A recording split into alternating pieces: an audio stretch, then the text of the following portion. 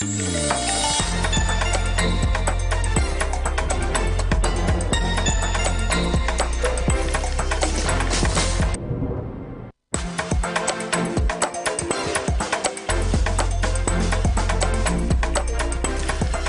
evening, you're watching Lookuptv. My name is Louis. It's time for the news.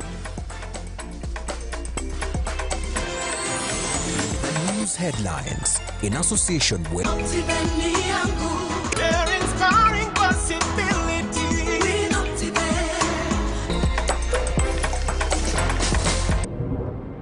Tonight on Lookuptv, tallying of votes is currently underway in different polling centers for both gubernatorial and constituency mini-elections in regions where scheduled elections were put on hold by IEBC. Will be allowed only up to 4 lawyers. All set for the Supreme Court pre-trial hearing tomorrow, where lead counsels from Azimio and UDA will take center stage. And the Kikuyu court orders 2 bodies be exhumed. We tell you why. Yippee! Kamata floating at 349K. Oh yes, for only 349,000 Kenyan shillings, you become a plot owner at the Great Oasis Gardens, Nanyuki. The Great Oasis Gardens, Nanyuki is located along the Nanyuki-Rumuruti Road, only 11 minutes from the Cedar Mall and right opposite Mount Kenya Wildlife Estate. This is the best place to establish the getaway home that you have always dreamt about.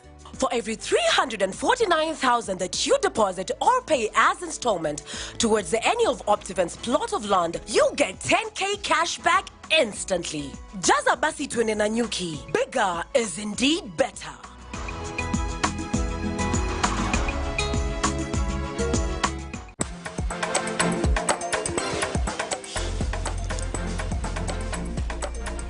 Today, we look at the numbers that have come in. It's an important day. Some people in this country have gone back to the polls. We start in Mombasa, where voting was peaceful. Mengine tumeona wapinzani wetu wanajaribu kuyafanya, but we'll get there. On the other end, the UDA aspirant Hassan Omar accused his opponent from the Azimio outfit of using organized group of youth to intimidate his supporters. There have been a bit of incidences where some people tried to attack a car that was delivering food to our agents. There's widespread bribery by the ODM, which we have asked the police to either manage, or in the next hour or so we will manage it ourselves. We will take no prisoners. We have told the police structure, particularly the county commander and the county commissioner, that it is time to live by the rules of democracy. Generally low voter turnout was experienced in all the polling stations across the county, especially in the morning hours. Tuomba amani, tumepiga kura ya amani.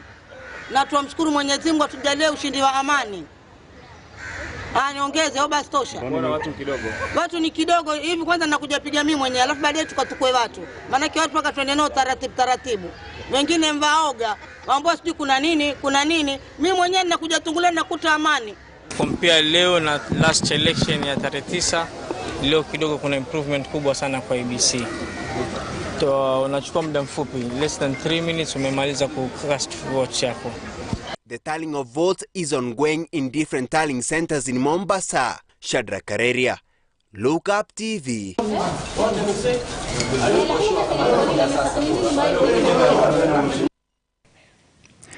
Voters in Rongai constituency in Nakuru County also took to the polls today to elect their representative in the 13th Parliament, even as cases of voter bribery arose and low voter turnout was witnessed. Let's take a look.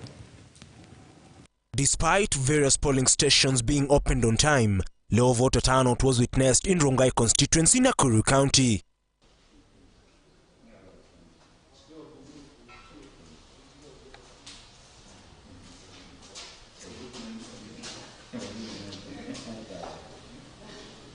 Sitting area member of parliament Raymond Kipruto Moi, who is defending his seat on a Kanu ticket but faces stiff competition from UDA's Paul Chabor, alleged voter bribery and stuffed ballot boxes across polling centers, castigating UDA elected members of parliament for campaigning for Chabor even on election day. an act that Moi termed election malpractice. You know, you hear a lot of things. You hear that ballot boxes has been stuffed. You hear that, and I think this issue where elected members are all over Rongai, and they are mobilizers, and they are, I don't know, they call them ward agents and so forth. I think it is not fair because the playing field is not level.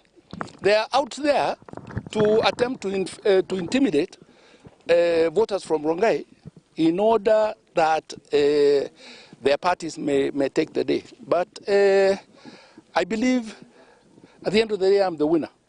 I believe Raymond will prevail today, not because of my name or anything, but because of my work, what I have done for the people of Rongai.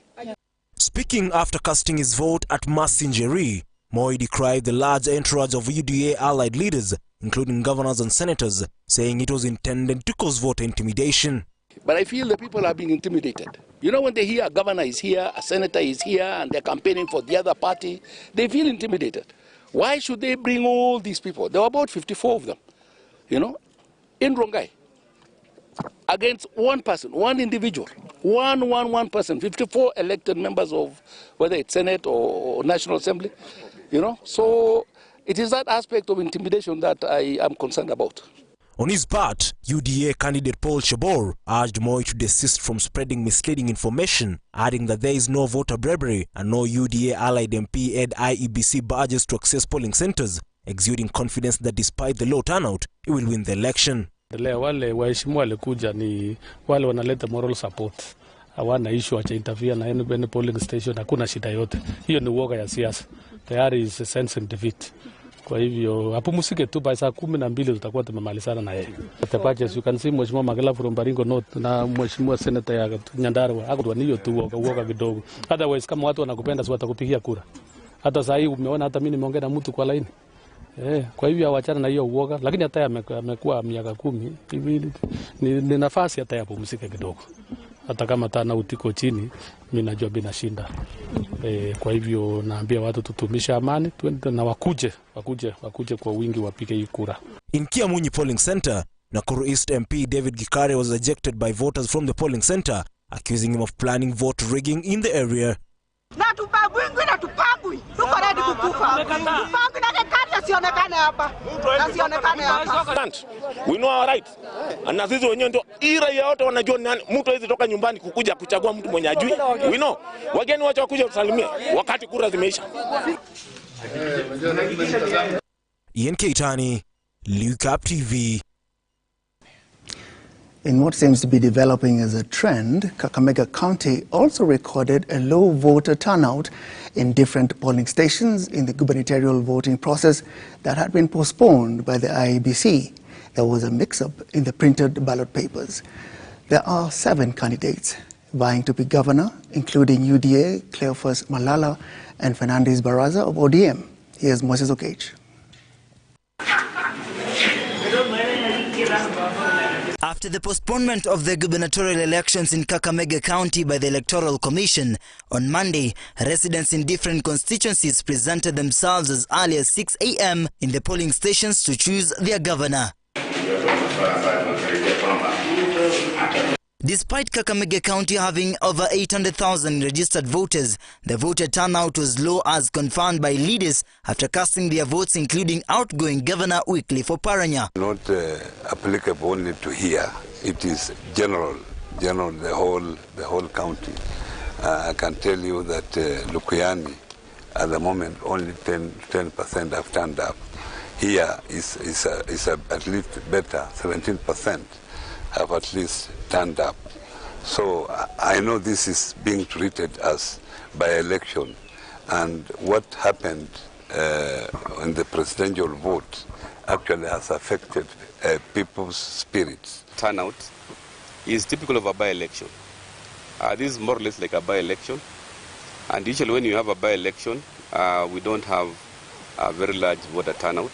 I've looked at the voter turnout so far is at around 67%, but we're still realistic that of course in any by-election voter turnout is approximately between 40 and 50%. So trying to get the people to come and vote. Speaking Speaking after casting his vote in Bulimbo polling station, the gubernatorial aspirant Fernandez Barasa stated bribery of voters by his competitor Cleophas Malala. Mambo ya voter bribery, mpinzani wangu ambaye ni Cleophas Malala amekuwa akinunua wapiga kura wengi sana kwa vituo mbalimbali. Nimetembea hapa Matungu, almost all the polling stations. There's a lot of voter bribery, which in my considered opinion, hiyo ni an election offense. However, in his part, Malala exuded confidence in winning the elections. As a candidate, I've said it time and again that I will be ready to concede it. The Kimskit has also been a challenge witnessed during the election process. Ati mashini imeharibika. Hatuwezi kujua hii mashini inaharibika kwa njia gani. Kama hawataki kuweka mashini waweke manual. Na kura nyingi ziliibwa. Hatutaki kura Emmanuel, mtuletee mashini tupige kura tukitumia vitambulisho vyetu. There are quite a number of failures here. In fact, here they had to to go manual, resort to manual voting, which also, the abuses that are there if manual voting is used. The gubernatorial seat in Kakamega County has attracted 7 candidates who include ODM Fernandez Barasa, Cleophas Malala of ANC, Cyrus Jirongo of UDP, Suleiman Sumba of KANU, Maendeleo Democratic Party Samuel Omukoko, Michael Osundwa, and Otieno Pizzo. The candidates have high expectations in the elections as the counting of the votes continues.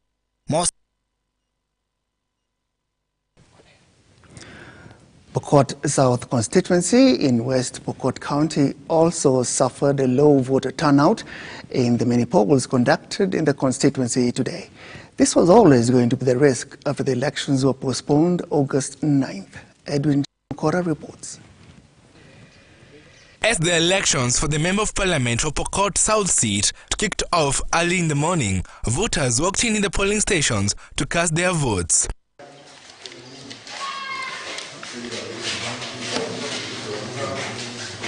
The race has attracted 3 candidates who are contesting for the seat. Speaking at Korelach polling station after casting his vote, independent candidate James Teko said the exercise is running on smoothly with no challenges.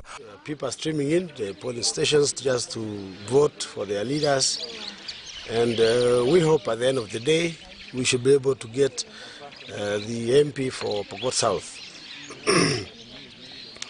Generally, everything is running smoothly, and we hope it will run smoothly to the end.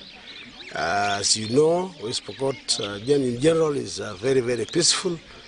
Pokot South also is very, very, very peaceful, and we expect everyone to participate, as we have asked all the residents and especially those voters to come and choose the leader of their choice. On his side, the incumbent Member of Parliament David Kosin faulted the IEBC for printing ballot papers with errors that led to the postponement of the August 9th elections, citing that they had a sinister motive. Or as it is in the Constitution, but due to mixture of names, pictures, it affected my constituency, which is Pokot South. It affected also my neighbor here, Kacheliba constituency, and other places. And therefore we have come today on 29th to now cast our vote. People have come to cast their vote. And I'm very grateful with what I've seen so far in this polling station of mine and my people. I'm very grateful. Of course, the turn-up is fairly good. And of course you would have seen a lot of people lining. It's just because it is one ballot. So it's easy for somebody to come and vote and go, come and vote and go. And they started very early in the morning here. And then I'm very grateful. So far I'm told more than 200 people have voted here. Out of about 400, so 50%. 50% at 10 in the morning. I think by 2 o'clock it will be 100%. It will be 100% turnout. And therefore I'm happy with my people. The constituency has 4 wards with a total of 58,406 registered voters. Edwin John Mokora, Lookuptv.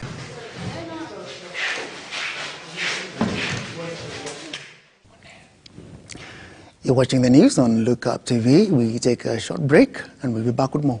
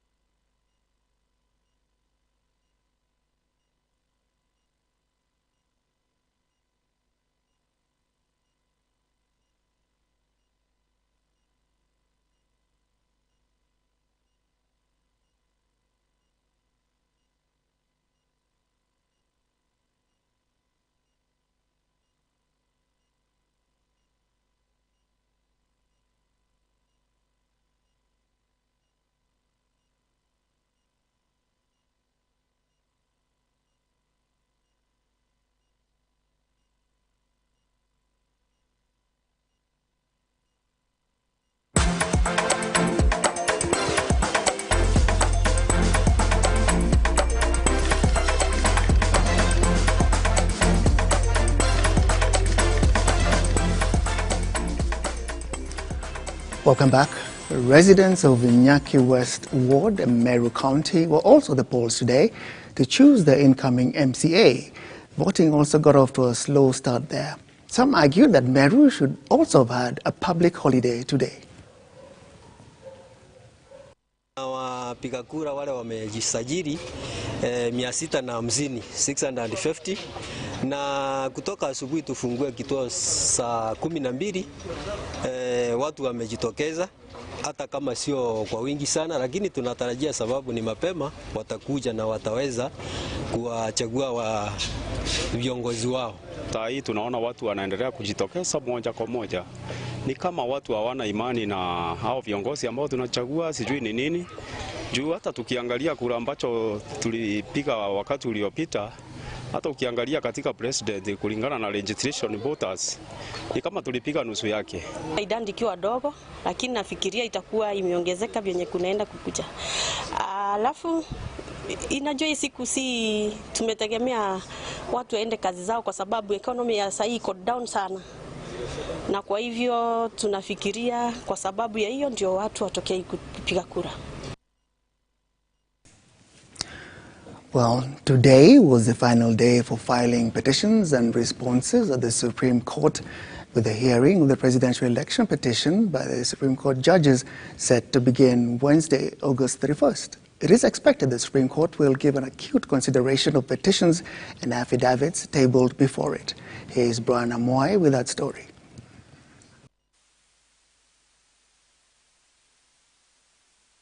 The Supreme battle will kick off on Tuesday, 30th of August, as the court prepares itself to listen to the petition and give their ruling on 5th of September as stipulated in the Constitution. The battle, which will see Azimio and 8 other petitioners square it out in the corridors of justice as they seek what they term justice for a bungled election, will be presented before a 7-judge bench of the Supreme Court led by Chief Justice Martha Koome.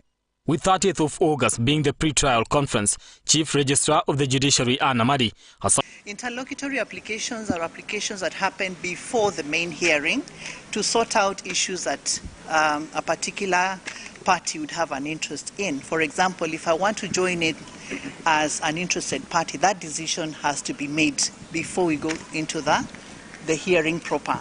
If I want the scrutiny to happen in a particular way, I have an opportunity to do that before the hearing starts, so that once all those issues are sorted out, we minimize on interference when the main hearing begins. How many have filed requests to be friends of the court? I'm not sure about the number, but I know that in total the interlocutory applications are roughly 20. There are those that want different things, so roughly 20. Yes. Thank you very much. The Chief Registrar of the Judiciary said that all 7 judges will be present for the hearing and determination of the petitions. So these applications are being considered, and all the rulings will be delivered to the respective parties electronically. So we are going to have the hearings happen here at the Milimani Ceremonial Hall.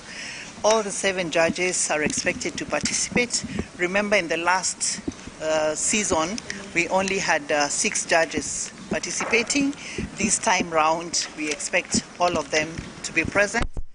We have some observers, judges from the Commonwealth countries, led by the retired Chief Justice of Tanzania, Honorable Mohamed Othman, among other judges who will be joining us. We will have the law clerks. The place has been set up for the law clerks, for all the courts. This is unlike in 2017, where a 6-judge bench had undetermined the petition after Justice Ibrahim Mohammed opted out due to health challenges.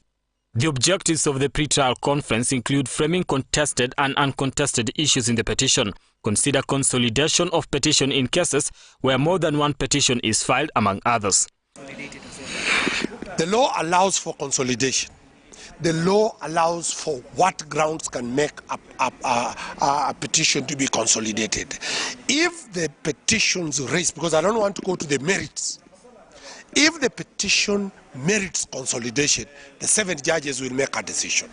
If it does not merit consolidation as established by law, and authorities, it will not be allowed for consolidation. But I am, as an advocate, I cannot preempt what the judges are going to deal with, but I will say consolidation is one of the issues to be dealt with, and other issues. So the judges have the final decision on what they want to do. The Supreme Court will hear and determine the interlocutory applications filed before the court. Interlocutory applications are applications that happen before the main hearing to sort out issues that a particular party would have an interest in. For example, if I want to join in as an interested party, that decision has to be made before we go into the hearing proper. If I want the scrutiny to happen in a particular way, I have an opportunity to do that before the hearing starts, so that once all those issues are sorted out, we minimize on interference when the main hearing begins. Know that in total the interlocutory applications are roughly 20. There are those that want different things, so roughly 20. 9 presidential petitions were lodged at the Supreme Court on Monday, with 8 of them seeking to overturn President-elect William Ruto's victory. Brian Amuai, Lookuptv, Nairobi. Elsewhere, a court today ordered a 15-year-old suspect to remain in police custody while 2 bodies are to be exhumed for further investigations. A Form 1 girl is facing murder charges following her confession of being involved in the killing of her 3 siblings and a cousin. The presiding judge, Catherine Buru, ordered for mental analysis to be done before the suspect can take a plea on the 12th of September.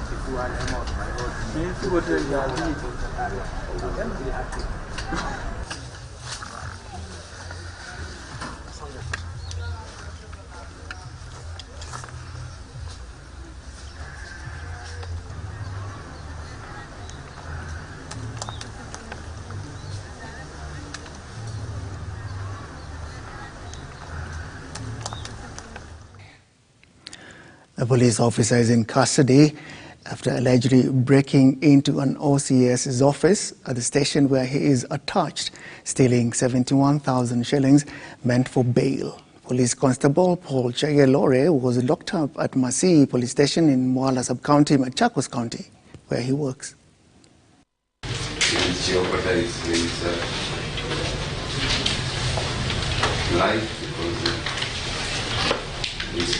Performing his duties, arresting criminals and suspects which are in remand. So the state shall supply the defense with all the written statements before the pre-trial mentioned date, that is on the 15th of September 2022. In the meantime, the accused is admitted to bail of Kenya shillings 100,000 for to remain in custody until the date of mention. No, we have 3 days for that.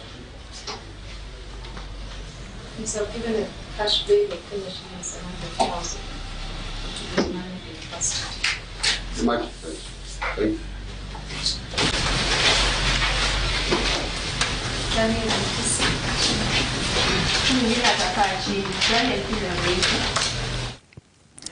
Just 4 days after being sworn into office, different county bosses have swung into action, with most determined to roll out their promises within their first 100 days in power. As Sami Adika reports, some governors have been visiting county facilities day and night without notice to assess the level of service delivery to the citizen. For the newly elected county bosses, it is not business as usual, as most of them are expected to bring instant transformation following their pledges during campaigns. A few hours before officially kicking off his duties, Turkana Governor Jeremiah Lomorukai made an impromptu visit to Lodwar Level 4 Hospital to assess its service delivery. The governor has promised to improve the county's stature and further caution doctors and county employees that he will terminate their contracts if they are unable to deliver accordingly. We visited all the departments, all the sections. We have gone to the pediatric. We've gone even to the maternity wards. But the position of things is really in a pathetic situation. Like in some rooms, you can't even get mattresses. Our people are lying on on just a bare floor.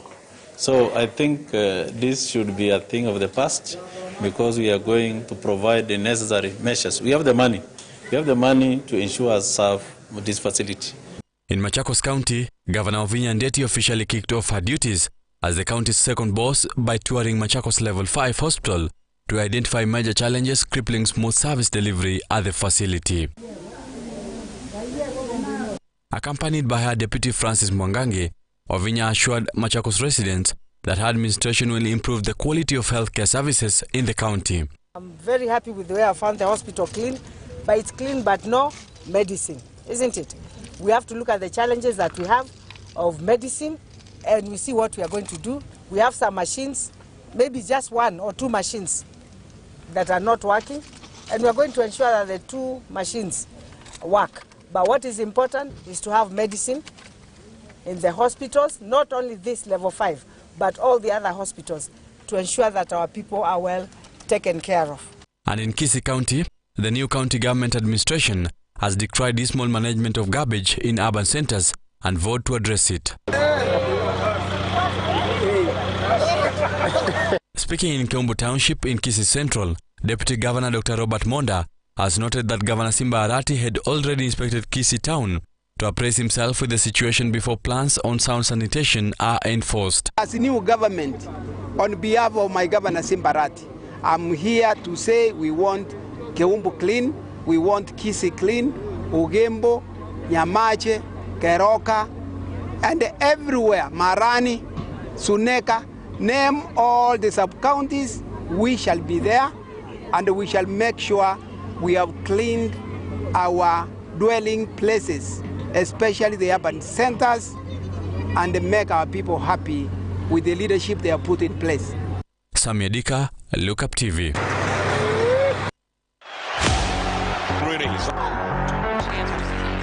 Flying through the streets of Central Park in New York.